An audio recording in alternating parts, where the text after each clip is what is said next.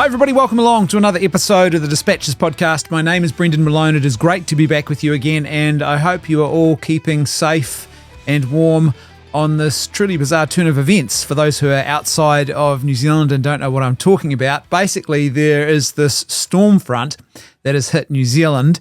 It's been with us for a few days now, but in the last couple of days it's got particularly cold, and where I am, and I know in lots of other parts of the country, like there's actually snow falling outside. It's not settling, but there's snow falling, and we are in November. So yeah, it's a good old time to be alive.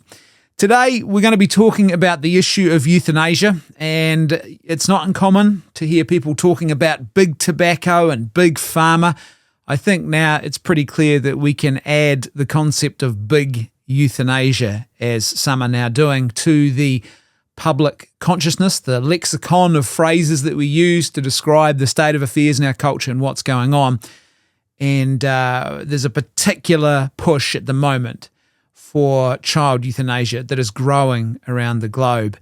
I want to get to that, but before I get to that, I want to start by sharing with you a recent example of adult euthanasia and what's going on there culturally, because I think it paints I would say fairly typical and I picture, and I think it gives a good insight into the state of affairs at that level before we even talk about the expansion into euthanasia of minors, of underage children. Well, children in general. It's a bit redundant to say underage children, isn't it? But children in general. First of all, though, I am constantly reminded when I contemplate and reflect on the current state of Western culture of the chorus of a song that was originally a poem, actually, I believe, by Leonard Cohen. I like Leonard Cohen, and his lyrics are often very incisive and cutting and straight to the point. And he's got a song called Darkness, and the chorus of that song goes like this. I caught the darkness, it was drinking from your cup. I caught the darkness, I'm drinking from your cup. I said, is this contagious? You said, just drink it up. And I think that is a perfect summation of what has happened and what continues to sort of unfurl itself upon the West. This growing darkness, this cultural void, where once there was a culture that was provided by Christianity, the word cult, and we use the phrase in a negative way today, but cult as in, the concept of religious cult in a positive sense, that was present. So there was a religious underpinning, the Christian tradition, that has been stripped away. And as G.K. Chesterton once famously said, when man stops believing in God, he doesn't believe nothing, he believes anything. So there's a void, a vacuum that's left, and that vacuum is just, as St. Augustine would say, it's a privation, an absence of the good. And so we are sort of seeing this darkness, this growing darkness, and it is starting to consume more and more things. And it seems very relevant, those lines from Leonard Cohen, to what we're going to talk about today, because you see this growing darkness and everyone's told, don't worry, it's just legalized euthanasia, it's just free choice, it's not a big deal, people are finding their freedom, they're going to be spared from a painful death, just drink it up. And no one's stopping to really ask this question about A, what are we doing here, and B, how contagious is this? And what we are going to be talking about in this episode really is a reflection of the contagious nature of that darkness and where things are actually at. Before I jump into the issue of the growing push for child euthanasia, I want to just start by exploring this story that was recently published in People magazine. I'm scrolling back up to double check the dates of this article. Yes, it was the 8th of October. And it's a story, an article that's told from the perspective of the adult daughter of this couple here who have both been euthanized, and they were euthanized together. And I want to look at this and just sort of, I don't want to go through the whole article. It's quite a lengthy article. You can read it for yourself if you want to. But I just want to explore some of the particulars because they paint a pretty damning picture of the state of affairs of what euthanasia has sort of typically become, or is fast on track to become in most countries, even those who might have legalized it more recently. This particular incident took place in America, in Washington state, and they legalized in 2008. And so they're a few years ahead of some other jurisdictions, but this is the typical trajectory, and this is the couple here, Drews and Eva Newman. And as I said, the story is told from the perspective of their daughter. So let's read some of these key points. So basically, just to sort of set the stage, the mother has been approved for euthanasia. She has a condition, she qualifies, and this creates a bit of a quandary within the family. So let's read about this. Meanwhile, Eva's decision to die, so that's the mother, to have euthanasia, left Drews, the husband, distraught. And this is the daughter talking now. I had a very interesting, serious heart-to-heart conversation with him, that's her father, one evening after my mum had gone to bed, Corinne shares. And he was just panicked, like, what happens to me if she goes first? That's always been a concern of his. He couldn't see a scenario where he would want to continue if mum was gone. So just to set the stage, what you've got here is a situation with a dad who is really panicked and concerned. This is the worst possible scenario for anybody to be making major decisions, let alone something with the gravity of euthanasia. And it's exactly in this moment that the daughter inserts herself in such a way as to facilitate what happens next. And you see, this is not me saying this is based on her description here. You can see that she is consistently involved in this process, and it feels a lot like she is the central player rather than her parents, who are the very people who will be euthanized in this process. Drews ultimately let his daughter know that although he had recovered from the stroke, so he had a previous stroke, but he's now fine, so he doesn't have any conditions. He wanted to choose euthanasia, if eligible, and end his life alongside Eva. Now, in Washington State, you can't have euthanasia, it's got to be assisted suicide. So that's what they're talking about when they say MAID, and that's how I'm using that word. I use the two words interchangeably. If you've been listening for a while, you'll know this, but that's the scenario. He's always been afraid of dying. This is her talking again, the daughter. But I think he was more afraid of being left alone, she explains. He was like, well, if she's going to go, in other words, have a euthanasia, and I have the option to go at the same time, then I'm getting on that horse. So this is a man who's desperate and afraid of being without his wife. That's the motivation here. It's not relief from suffering. It's fear. It's panic. It's loneliness. It's isolation. It's the loss of something as significant as his wife in his life, which is understandable, that the gap that would leave in a man's life. But that's what's motivating him here. And this is not unusual. This is very typical of what's really going on with legalized euthanasia, among other things. Alongside things like the fear of being a burden, or the belief that you are a burden on your family if you remain alive and living. So I was like, and this is the daughter, remember, speaking in response to her father saying this. So I was like, look, we'll figure something out. And that's exactly what she goes on to do. From that point, Corinne was constantly on the phone speaking to hospice coordinators and doctors, trying to get her dad qualified for hospice and MAID, for assisted suicide. So she, instead of actually trying to assist her father through this process with what I would call genuine care, she then becomes his lobbyist to try and get him euthanized, even though she knows that he is not eligible because he doesn't have a condition that meets the criteria. And secondly, that what's really motivating him here is fear and loneliness and loss of his wife. And it doesn't matter. She just becomes the advocate.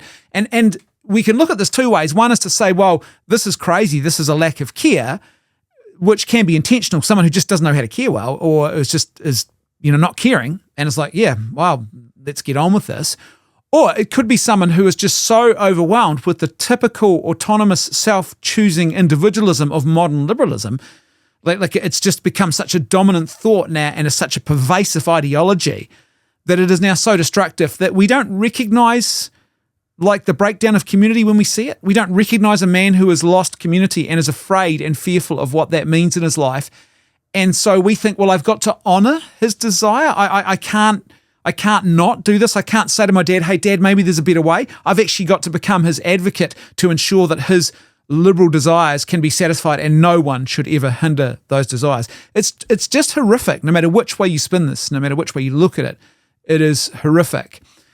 In fact, she goes on to say, she admits it was surreal to be essentially advocating for her own father's death. But here's the thing. There's this, how he gets qualified, even though they say by mid-June, Drews was successfully qualified based on his history of mini strokes. This is really dubious. Have a listen to this next bit. Corinne says it was a race to get her dad qualified, and the justification from the doctors came down to the strong possibility of her father suffering a stroke that wouldn't kill him, but would leave him incapacitated. So in other words, he's not incapacitated, he's not sick, he's not terminal. It came down, the justification used was, well, there is a possibility, a strong possibility that he could suffer a stroke in future.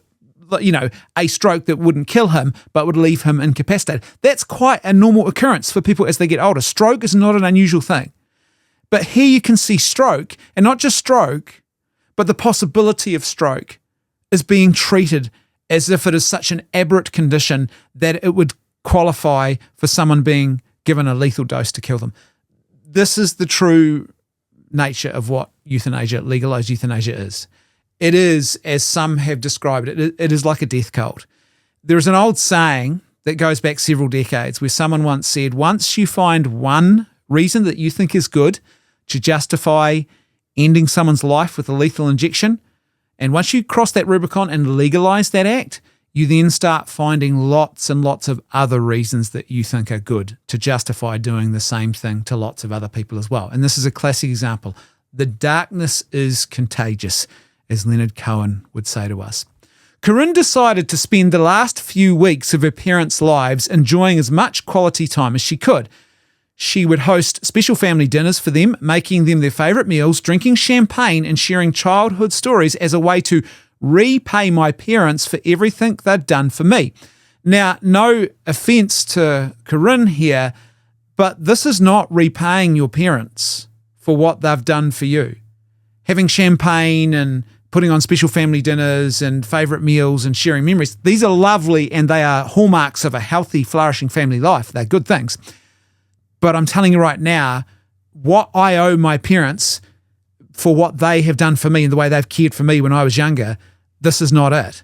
The way I truly repay and care for them is to care for them and give them dignity through their death. And it's not champagne and dinners. It's embracing them and loving them and being there with practical care as they die a natural death. That's how you repay it. So you can see already there's a sort of confusion that's gone on here. This is very much what you would call a Rousseauian, as in Jean-Jacques Rousseau, the Enlightenment philosopher, who really for Rousseau, feelings are God. Feelings are the thing that, really that he worships, sentiment. And feelings are the sort of the guide of moral correctness and behavior in life. And that's what we're seeing here. It's a confusion about reality. It is not real to say that you are repaying your parents the debt that they have, that you've incurred in a sense. Not that they see it as a debt. They give. It's self-giving love, right? But that quote-unquote debt that they've given to you by raising you is somehow returned by having champagne and dinners and sharing happy memories with them. That's good stuff. It's important stuff. But the debt is much bigger than that. And what happens is if you have a sort of feelings-based approach to this, reality and the logic of and the truth of things sort of gets lost in the framing of how you view your life and your actions. And that's, I think, a classic example of what we're seeing here. Corinne even recalls the moment she received the lethal medication, which she calls the cocktail from the pharmacy, which again is another fascinating insight. And you'll see this a couple of times here. Why wouldn't you just call it what it is? When you call it the cocktail, this is presented as if these people are doing this heroic thing. They've embraced death.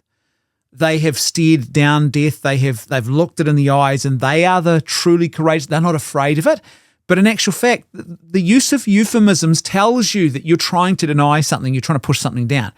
So instead of just calling it what it is, you call it the cocktail because it's easier than sort of facing up to what's really going on. But have a listen to this description. On July the 27th, the day before my mother's C birthday, there was is that a mistake?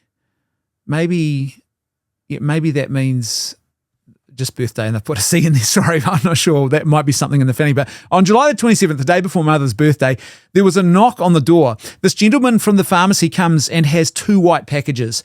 The top is stapled shut. One has my mum's name on it. One has my dad's name on it. This is, by the way, this is now like the quietus that you read about, you see in the film depiction of Children of Men. In the book, it's a ceremony, the quietus, but in the film depiction by Alfonso Cuarón, the quietus is a drug. You receive this box in the mail, this euthanasia pill in the mail. And that's what this description is, right? It's dystopian. And we don't even recognize it. We're like frogs in the pot. The darkness is contagious. We don't recognize this dystopian nature of what's going on. Your suicide drugs being delivered to you by the state in the mail. You courier knocks on your door, he says, here's your pills.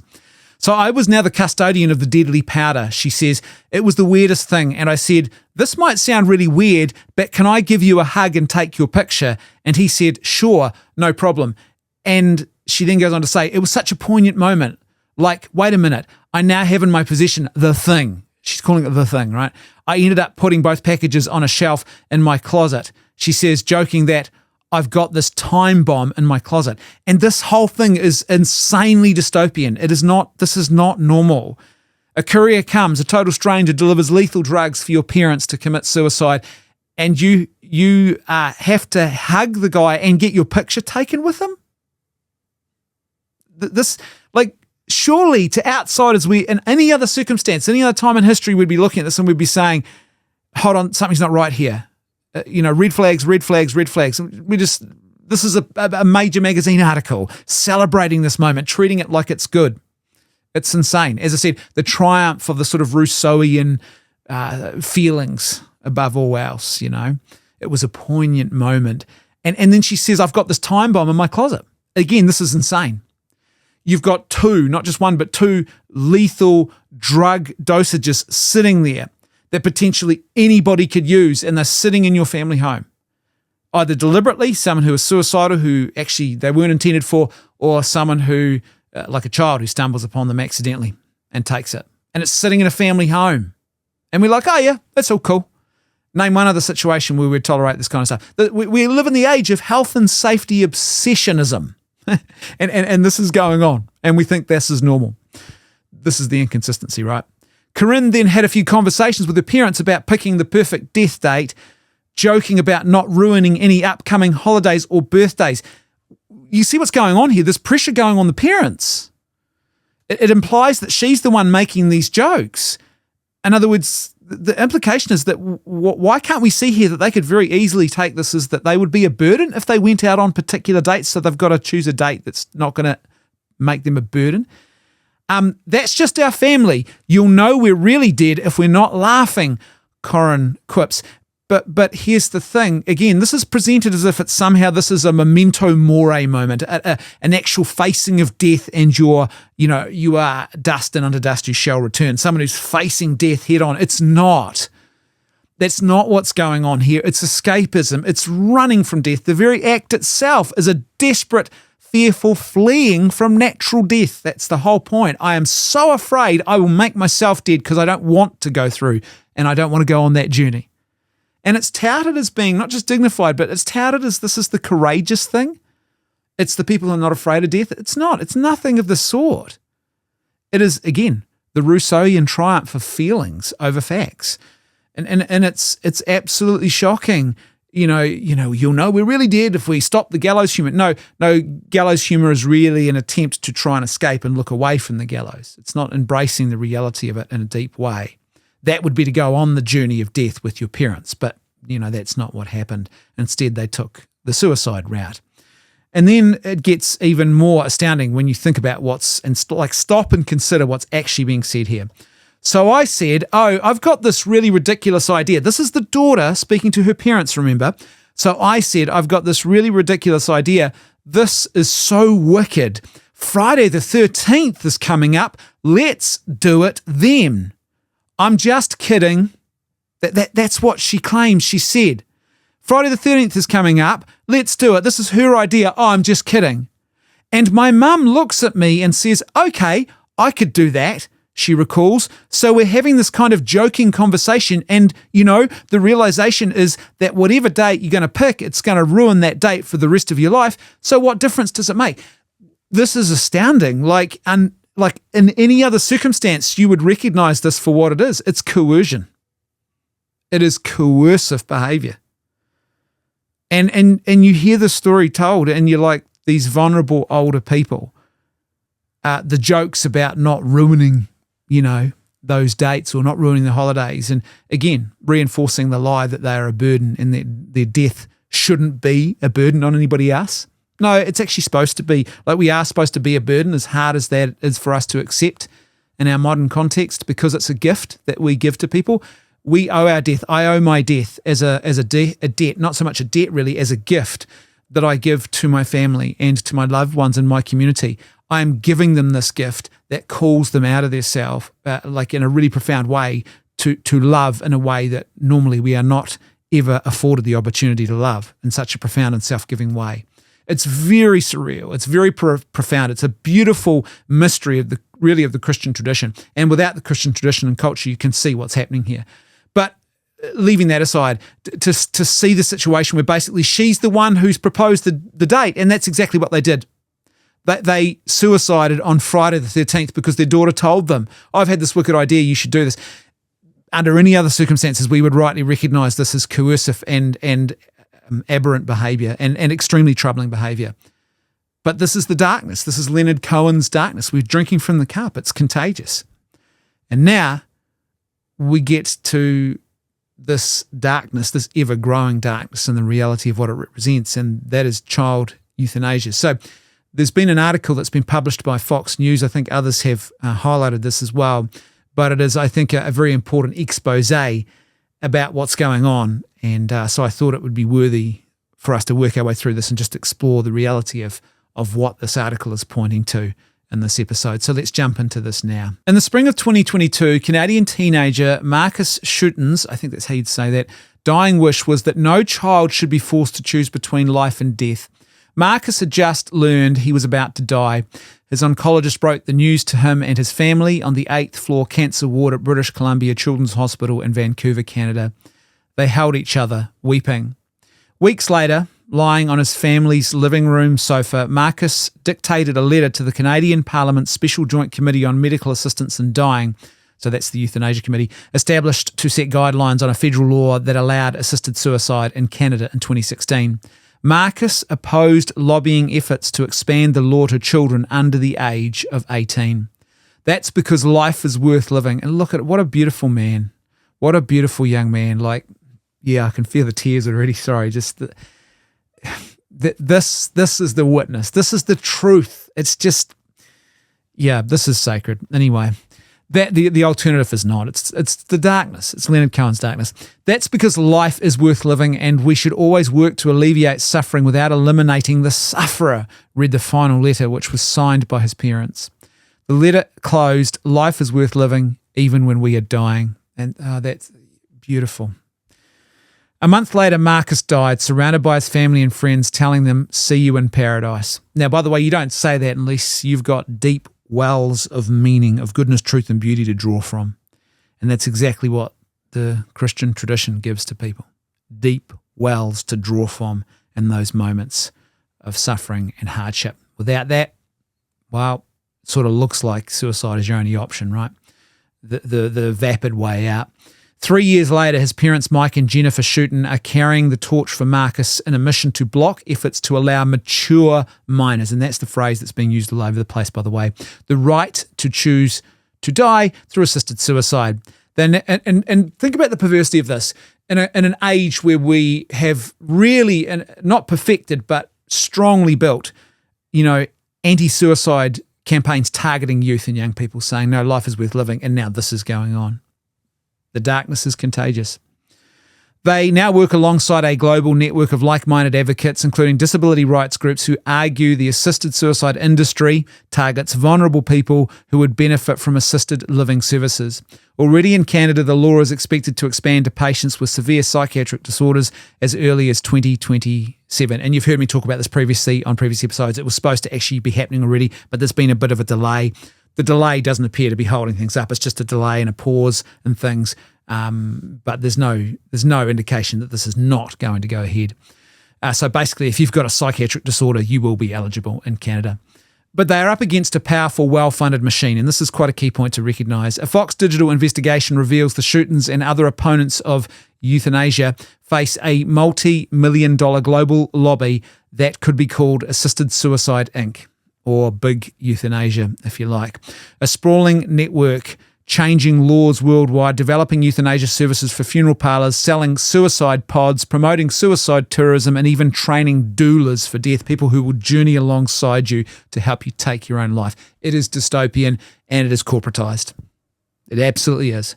And we've got to recognise it for what it is. And if we're going to talk about unhealthy corporate influence in our culture and corporate irresponsibility, etc., then we need to have a conversation about this. And I'm not surprised, because the big pushers for legalised euthanasia are the elite tier members of society. They've got the funds and the money to back and to put into this kind of stuff. As we continue to expand the euthanasia regime, all the safeguards and windows have gone out the window. Safeguards and windows. It's interesting way of framing it, said Mike Shooten. And it becomes open season for anyone to choose death, including children. What began as a limited effort to provide adults with a terminal illness the ability to end pain and suffering has now grown into an international industry, according to a database compiled by the Pearl Project, a non-profit journalism initiative. At least 96 organisations worldwide are now part of this movement. That's huge. The global lobby cloaks assisted suicide in the language of civil rights and human rights, using the euphemism in their names such as assisted dying, medical assistance in dying, dying with dignity, choice, end of life, completed life, final exit, free exit, and the right to die, which is probably the most absurd of all, because it's not a right to die. Everyone is actually going to die. Like, no one can deprive you of dying. It will happen. You just got to live long enough and it will happen. It's guaranteed. It's like saying, I demand the right to get old. There's no such right. It's happening as you speak. So, you can't claim death as a right. And the reason they went that way, though, was because they wanted to claim suicide as a right, but they didn't want to claim suicide as a right. So they used the euphemism instead. These groups have a presence on every continent, but are predominantly found in the West, which also faces alarmingly low birth rates. There are 41, and that's important to recognise because it's putting pressure on the other end of life and healthcare costs. So there's a corporate and economic convenience for the state here. And without God, don't be stunned and surprised by that. It's just the nature of things. That is the vacuum, the darkness, the privation of good. That's what evil is.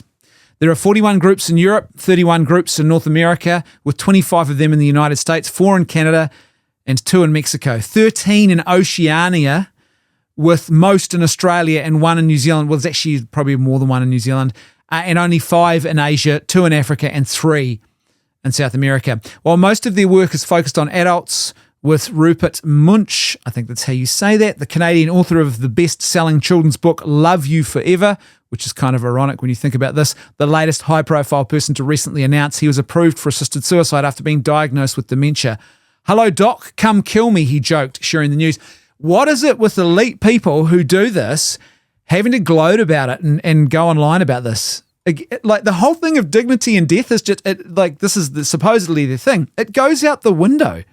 You know, the people who have a dignified death, I think of someone like David Bowie. He didn't even tell the world that he had terminal illness. No one knew. His death was a total shock. Didn't make a big show of it. There's a dignity in that, but these guys are always sort of using their death in this way, which is kind of ironic. The boundaries are shifting. Behind the push to extend these laws to children lies a legal Trojan horse, the mature minor doctrine. This concept, first established in a 1967 Washington Supreme Court case, and actually I'll talk about the origins of this in just a second, because this is kind of peak liberalism, the mature minor doctrine. I'll explain why in just a second. Smith versus Sibley, I think that's how you say that, once allowed limited medical discretion for minors. But over decades, it has metastasized into a sweeping jurisdiction for granting children autonomy and secrecy over their medical decisions. Not just medical decisions, but all sorts of stuff, really. Today, it lets minors make choices without parental involvement on gender pronouns, gender transitions, contraception, and abortion. In 13 US states and the District of Columbia, minors can even obtain abortions without parental knowledge. Same here in New Zealand. This has its genesis in liberalism. Why? Because liberalism does not recognize the human person as being part of a prior tradition or a prior community. Like, if you want to choose a tradition or you want to choose a community, liberalism says that's your choice. You should be able to reason your way to it, and you're a free individual, etc., etc. And with your consent, go for it. But what it doesn't do is it doesn't recognize that there might be existing prior communities that actually do have rights on you or claims on you. And the most obvious and most important of all of those communities is the family. And so liberalism doesn't recognize the family as a community. It recognizes the family as a group of individuals, autonomous, self-choosing individuals, including the children, who are just all grouped together in this thing you call family, which is now why increasingly people are calling all sorts of arrangements family. I've got 2 dogs and a pot plant. Why can't that be a family? How dare you say that's not a family? This is very much liberalism taken to its obvious and natural end. And so that's where this idea came from. It's not... I think the danger here is we can say, oh, this is just a legal precedent. No, underpinning this is actually first an ideology, a philosophy, a worldview that actually shaped culture, and then it actually, emanated, which is a reference to the Roe v. Wade case, if you know that case in the language of emanations from penumbras, which is actually what it says in that ruling. Those who don't get that deep cut, basically it arose from that cultural context. And sometimes we sort of think it's just a legal thing, and that's been a trap that we've fallen into at times. I know some people on the right side of things, the conservative side, have sometimes thought, oh, it's just a legal decision. If you overturn the legal decision, that'll fix the problem. No, there's a deeper cultural problem there. There's an ideology, there's a worldview, and that has shaped and given rise to this idea. Now advocates are leveraging that same doctrine to argue that children should have the medical autonomy to choose death.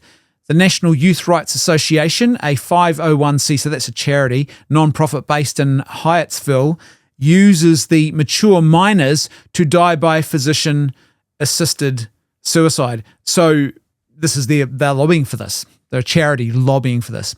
Euthanasia is already legal for adults in Australia, Belgium, Colombia, the Netherlands, New Zealand, Spain, and 11 US states. But 3 countries, the Netherlands, Belgium, and Colombia, have gone further, allowing mature minors, children, to die by physician-assisted suicide. In February 2023, despite the pleas of Marcus and his parents, Canada's Special Joint Committee, and I don't know, I'm just looking here in the article, but basically I believe Belgium might be the youngest. I believe the youngest child so far in Belgium is an 11-year-old who had euthanasia. They've had very young children there. This happened some years ago. But we could also talk about the Netherlands, how they have the Groningen Protocol, which is named after the hospital in Groningen, which is a region where since the early 2000s they have been euthanizing. So obviously this is involuntary because the children are too young to consent, newborn infants with disabilities and other conditions who are deemed incompatible with life. So that's already been happening at that end of the spectrum there for several decades. In February 2023, despite the pleas of Marcus and his parents, Canada's Special Joint Committee on Medical Assistance in Dying recommended extending the right to some youth, declaring that parents should be consulted, but that the will of a minor with decision-making capacity ultimately takes priority. This is Enlightenment liberalism on a plate, hot, fresh out of the oven. This is exactly what it is. The autonomous, self-choosing individual who reasons their own way to choices, and who is the state exists to facilitate. The state only exists with their consent and to facilitate more and more of their quote-unquote freedom. That's what this is liberalism in a nutshell. The same debate has now reached the United Kingdom, where a bill to allow adult euthanasia is moving through the British Parliament. Earlier this year, the British House of Commons narrowly voted 259 to 216 to bar physicians from discussing assisted suicide with youth, meaning nearly half of lawmakers supported discussing assisted suicide for youth. This is who we're being governed by. It's crazy. And okay, part of the problem is you could say that some of the more qualified people don't want to go near politics because it's just a mess. Sure, that's not an invalid claim to make, but it's also, as the Irish would say, and I'm part of the Irish tradition, the Irish would say the people get the politicians and the clergy that they deserve. In other words, your clergy and your politicians arise from you, your families. And we are getting... This is the go-around. This is the fruit of what our culture has given rise to. This is who we're being governed by. Catherine Bilbao-Singh, I think that's how you say that, Bilbao-Singh, a British educator known as Britain's strictest headmistress, believes it's only a matter of time before youth are included. Assisted suicide will spread, full stop, she told Fox Digital, and the people allowed to do assisted suicide will grow, making it younger and younger. Yeah, and that's true. That's exactly, this is the darkness. Bilbao Singh, man, I'm sorry. Apologies, this is terrible, isn't it? Birbal Singh argues that Western societies have fallen for the dangerous illusion that the child must lead, leading to thinking such as, oh, he wants to change his gender or he wants to commit suicide. Yes, again, this is Enlightenment liberalism. Jean-Jacques Rousseau, we mentioned him earlier in this episode. The idea that you are born with a state of nature where you are able to better discern virtue and to reason better. And then what he claimed was that, corrupting layers of society are heaped upon you as you grow older, and more of those layers corrupt that natural state. He's really thinking of Christianity here. And so what the implication of this is that the younger you are, the less years you've been alive, the less amount of corrupting influence has been heaped upon you because you're younger. You haven't had as many years in the machine, if you like. And so this idea gives rise to this notion that children just have this sort of natural agency and capacity, and we've just sort of got to open up, the doors for them, and they'll start making good, wise decisions instead of recognizing that in actual fact, they need help. They need older, wiser, virtuous people to help them grow in virtue and to teach them. And so this is a reflection of that reality. Once upon a time, she said, adults used to say, no, the child is not capable of leading because he is a child. Well, this is exactly what I was just saying, actually. In the West, we have forgotten that we are meant to be in charge as adults. There's just, and what's worse is we're eroding that now too. Several decades ago, there was a constant slew of, the super nanny type phenomena where often experts who didn't even have children of their own, were telling parents how to parent. Now, sometimes parents need that help, got no problem there. But when this becomes normalized in entertainment culture and everything else, what it does is it erodes. It was, I think, one of the first big creeping technocracies actually was around parenthood, where parents were told that they needed to actually just put aside their instincts and the parenting experts would guide them. The technocratic experts would guide them in this, and it erodes confidence. And parents lose what they should have, which is a general sense of reality. On top of that, if you're not seeing communal family culture around you, and that's not unusual for a lot of people today, you're not in contact and connection actively with the older generation who can help you and guide you as well and hand on their wisdom. So it's just one big mess that's all sort of creating this problem. There's just a million reasons why young people would want to choose death, said Birbal Singh. Man, I think am I changing every time I say it? Apologies. The founder of the Michaela Community School in London. Young people are compulsive. They make whimsical decisions. They make irresponsible decisions. They're young. That's sort of the definition of a child. And it's kind of interesting too. Even like our oldest daughter is 18 and she's amazingly mature for age and doing all sorts of amazing stuff and really has saved a ton of money already, bought herself a car already and all these amazing things. But then there are these moments where she just, again, you sort of are reminded, oh yeah, she's still young. That sort of that lack of wisdom and experience just comes through. We all had that. It was part of my life too, your life as well. It's the journey we all go on. That's why they need looking after. Birbal Singh. Apologies, man. Someone should just call her Mrs. B. I think it's Mrs. B, isn't it? She's married. That would have been a whole lot easier. That's why we need to look after them as adults. That's our job. It's our role in life to keep and protect them, sometimes from themselves. Amen to that. The people making these decisions just don't understand young people. No, they have an ideological view that's just wrong of the human person. It's not just young people. It's an anthropology about the human person that is wrong. What they believe a person is not correct.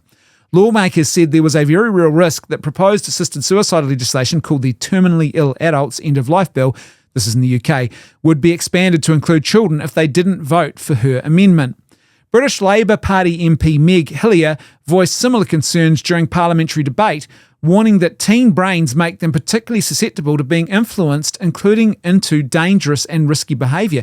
And so you've got to think about suicidal ideation in a culture that is celebrating and holding up suicide as a dignified and good thing to do.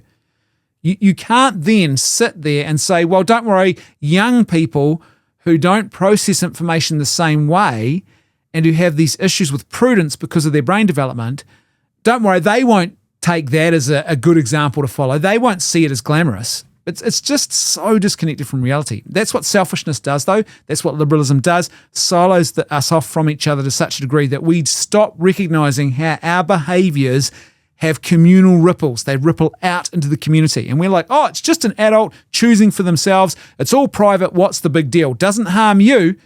No, it does. It absolutely does, because those actions take place. All of our actions are unfolding in a communal context. We are part of community, and so they ripple out into the community.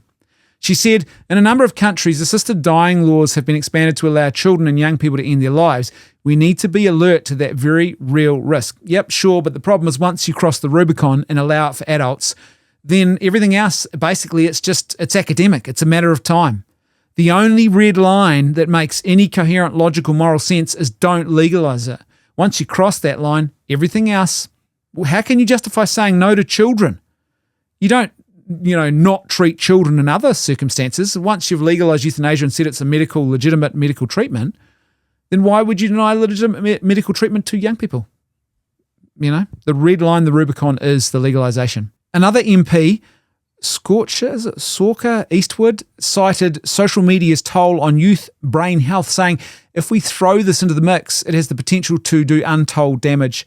Yeah, and that's not even really talking about the cultural milieu and the way the culture views assisted suicide and death and dying changes and the darkness descends. And young people are affected by that. They grow up in that culture. Like when everyone is freaking out about climate change hysteria, as the studies are now showing us, we've got a problem with a young generation of people who are struggling with very serious anxiety on the back of that. It's in the cultural waters, basically. And the same thing is true with this. So far, pro-euthanasia groups in the US have remained quiet about extending assisted suicide to minors. That's always been the strategy. Just don't tell them what the real end game is. You start with the small stuff and you don't tell them what the long game is. But critics fear it's only a matter of time. The British Children's Commissioner, Dame Rachel D'Souza, at last a name that is so comfortable and refreshing and easy for me to pronounce, warned that the proposed changes would allow doctors to discuss assisted dying with 17-year-olds deemed competent, preparing them for the choice upon turning 18. In a May report, she said that she had convened a panel of youth to discuss the issue. In Canada, the euphemism maid or medical assistance in dying has softened the conversation. Again, people say, how does this affect you? Well, your misuse of language is affecting everyone. The whole culture has been confused by this. But the statistics are stark. In 2023, about 15,000 Canadians died through MAID, about 1 in every 20 deaths nationwide. A 16% increase from 2022, making assisted suicide the 5th leading cause of death, which is astounding. You want to talk about cultural lemming behaviour, rushing off the cliff at 100 miles an hour? This is it, folks. And it is just diabolical and tragic in equal measures.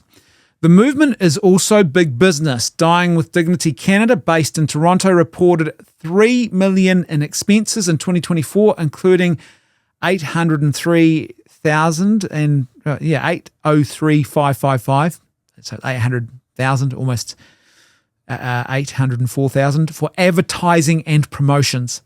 It publicly argues that mature minors should be allowed the right to choose MAID, calling it unfair to deny a 17-year-old whereas a 70-year-old is granted. And I'm sorry, but that argument absolutely is logically consistent. If you accept the premise that it's okay and it's a good thing to do this to people, then how can you say some people are not allowed to do this to themselves? Like it or lump it, they're the ones who are being consistent about this. The British Columbia Humanist Association, the Canada chapter of Humanists International, a non-profit based in New York City, likewise demands MAID access for mature minors and those whose sole underlying condition is mental illness. It's insisting there is no moral or ethical distinction between a mature minor and a young adult. It argues ensure dignity in death. The High Priestess of Euthanasia, Dr. Alan Wiebe, also supports extending assisted suicide to children. Why am I not surprised with that particular dystopian dealer of death being a proponent of this?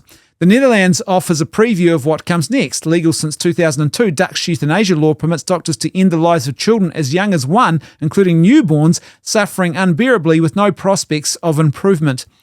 By 2024, euthanasia accounted for 9,958 deaths in 2024, or 5.8% of the country's deaths. A recent study published in the International Journal of Psychiatry found that among Dutch euthanasia applicants, 73% were young women with psychiatric diagnoses, including major depression, autism, eating disorder, trauma-related disorders, and a history of suicidality. The researchers acknowledged there is an urgent need to study persistent death wishes in this high-risk group. And even if they do get around to studying it, I'm not confident that it will ever come to anything, because big euthanasia is just so powerful, and they will use that power and financial backing they've got to shut down anything that threatens big euthanasia. In one chilling case, a boy with autism aged 16 to 18 ended his life after describing it as joyless and lonely, according to the 2024 annual report of the Regional Euthanasia Review Committees, which approves medical assisted suicides. His doctor had no doubt about his decisional competence. The doctor is morally culpable for something truly abhorrent there. It's just insane. Oh, I've got no doubt about his decisional competence. Really? Then you probably shouldn't be practicing medicine if under this circumstance you can't see why there would be decision-making competence issues. I mean, I'm sorry, I'm a bit fired up about this, but this is a young man whose life was ended, and it was aided and abetted by a state that is just so corrupt.